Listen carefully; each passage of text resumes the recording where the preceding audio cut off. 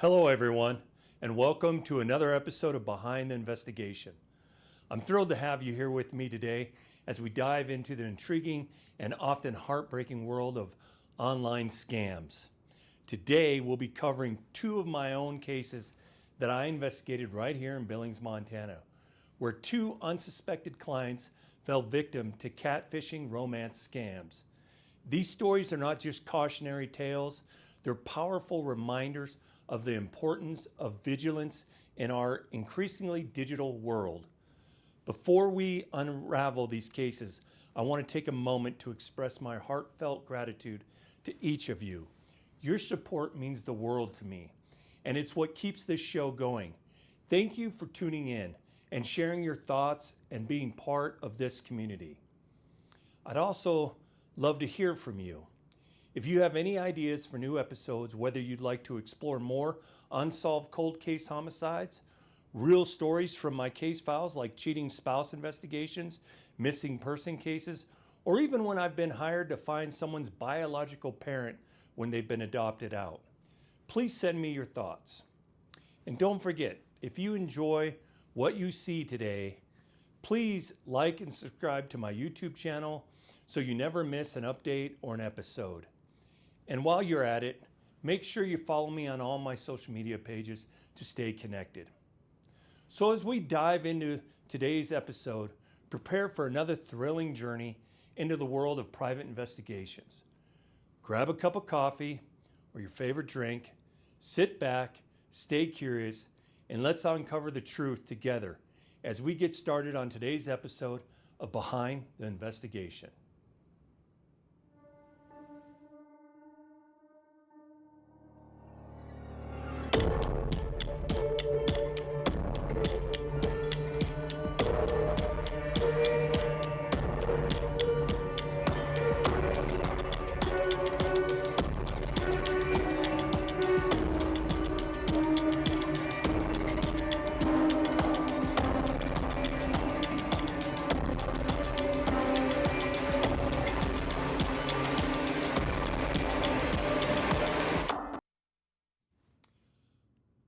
Before we get into discussing the two cases today, let me begin by giving you some stats on this subject and why it affects so many families and individuals. Let's start by looking at the financial impact. In 2023, Americans reported a staggering losses totaling $1.14 billion, that's billion with a B, due to romance scams. This figure represents more than double the $547 million lost in 2022. The average victim in 2023 lost approximately $33,915, which marks an 11% increase from the previous year. What's particularly concerning is that a significant number of victims choose not to report these scams. Many feel shame or embarrassment, which suggests that the actual losses could be substantially higher than what we see in these reports. This silence creates a hidden epidemic that we must address. Now let's examine who is being targeted. Individuals ages 30 to 39 reported the highest number of incidents. However, those 70 and above suffer the most significant financial losses, averaging over $30,000 per incident.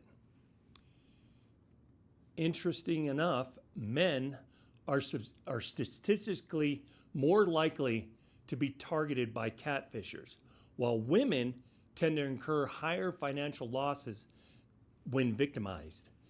This gender disparity highlights the need for tailored awareness and prevention strategies. The sophistication of these scams is also increasing. Scammers are now employing artificial intelligence and deep fake technologies to create convincing fake personas, making detection more challenging than ever. These scams often involve prolonged interactions, with scammers investing weeks or even months to build trust before they ultimately request money. This emotional manipulation can be devastating. as victims often develop genuine feelings for the persona created by these scammers. When it comes to where these scams are happening, well, Facebook remains the most prevalent platform for initiating romance scams, accounting for a staggering 40% of reported cases. Dating apps and other social media platforms also play a significant role. Scammers frequently request funds through methods such as cryptocurrency, bank transfers, and gift cards, and, as I've learned, cash mailed through the mail. These methods make it incredibly difficult for victims to recover lost funds, leaving them not only emotionally devastated, but also financially ruined. In conclusion, catfish romance scams are a growing concern that affect many individuals across various demographics. By understanding the financial impact, the targeting strategies, and the sophisticated methods employed by these scammers, we can better equip ourselves to recognize and combat these deceitful practices. Okay, let's get into the two cases that I chose to mention, that I mentioned in the beginning of this show. One involves a male client, and the second one is a female client.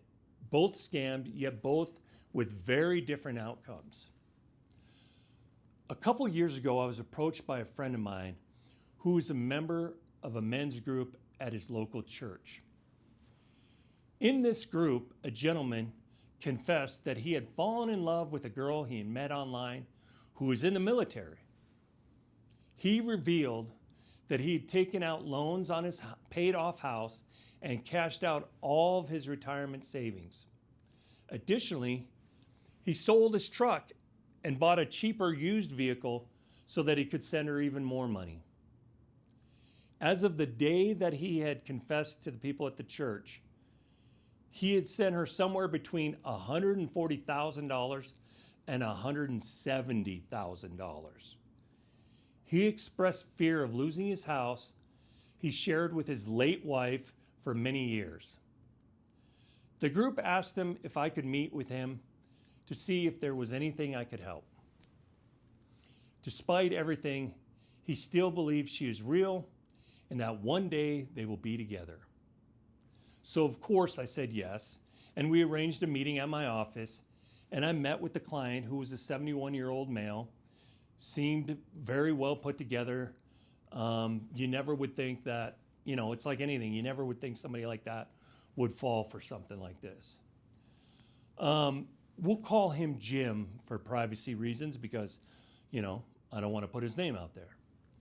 Jim recounted that he met her on Facebook and that she was serving in the United States Air Force. And he had mentioned that he'd talked to her on the phone, but he'd never seen her on video or in person. She did send him dozens of photos of herself in uniform and casual clothes from various locations around the world, which makes sense. If she's, in the Air Force, she probably travels a lot and gets pictures when she's, in other countries or at other bases. When I asked Jim about his reasoning for sending her money, one main reason emerged as a significant red flag. She was able to convince him that she was injured in battle and needed good medical treatment. She had expressed to him that the military doctors were not good and that she wanted to go to a local hospital in the country that she was in and pay for the medical treatment out of her own pocket.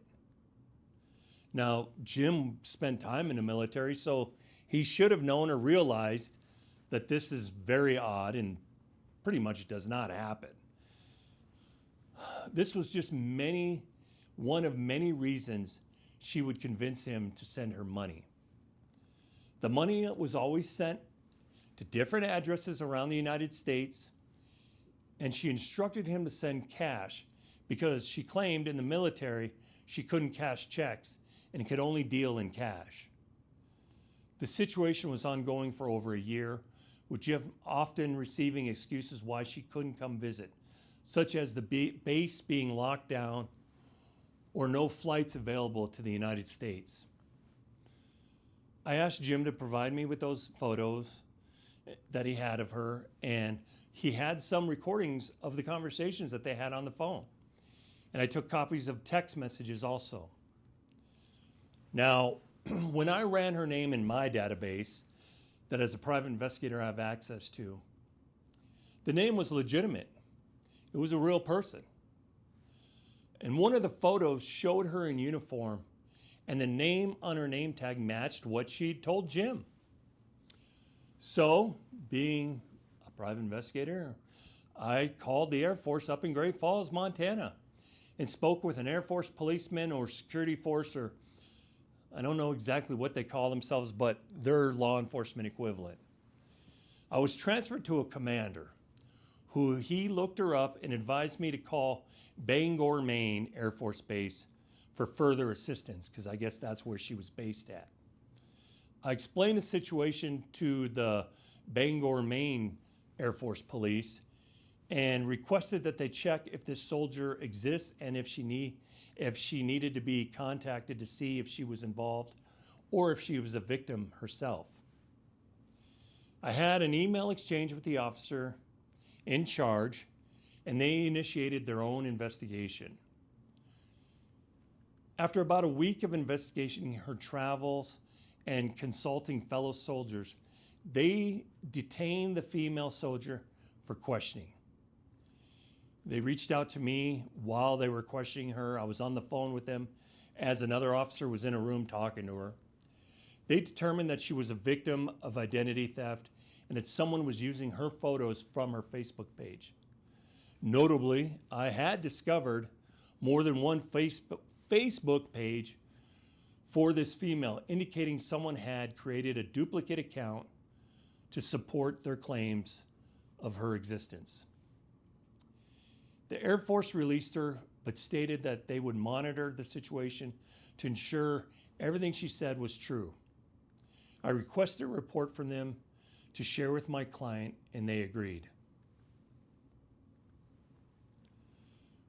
When I met with Jim again, he was clearly devastated and very embarrassed. Typically, after delivering the final report, I closed the case out and would consider it done. But however, I tend to take each case personally, and especially one like this. So I was concerned for his well-being. I was able to connect Jim with a counselor to help him deal with the emotional fallout from this experience. We'll talk more about Jim later. But let's now move on to the second case. A female in her late 30s, whom we will call Jane, reached out to me due to a strange feeling that she had about a man she had met from out of state. And it was really bothering her, this kind of hair on the back of her head, or back of the neck, I guess you would say. Jane told me that she met this man at a bar over a year ago, and while he was traveling through Billings to Seattle, helping a friend deliver a motorhome. They established a long-distance relationship, which in turn turned intimate every time he came into town. Jane was a manager with a promising career in a large local company here in town, but found herself in love with this man. She wanted to quit her high-paying job and move out of state to be with him. The man claimed to be wealthy, showing Jane photos of himself with a brand new Corvette and also a Mercedes. And he also had a picture of him standing in front of a nice, large-looking house. The first red flag for Jane was that every time she wanted to go visit him, he made excuses for why it was easier for him to come to her. Occasionally, he would convince her to send him money, claiming he could help her invest in projects so neither of them would ever have to work again. After several months, over a year, he proposed marriage to her and encouraged her to move to be with him. Jane began planning her exit from her job and was excited about shopping for a new house together. The second red flag arose when he asked her to send him $20,000 for a down payment on a house, despite their plans to look for one together. He insisted and was fast talking, convincing her it was a once-in-a-lifetime opportunity. But Jane was hesitant and told him she would think about it. He became enraged and was upset, which was Jane's third red flag, claiming he claimed that because she wouldn't send the money, she clearly didn't love him. This left her feeling upset and crying. That's when Jane the next morning reached out to me and expressed her nervousness and requested me to look into this man. Well, it didn't take long to uncover that his entire story was a lie. As you can imagine, he was broke, had no real job, and had a criminal history, including one time being in prison for raping a young neighbor girl. The photos were all fake. He would just see a nice car and stand by it on the street and have his friend take a picture. The same with the house picture. I called Jane immediately and invited her to my office to explain everything I'd learned. Jane, obviously upset, said she planned to confront him about the truth.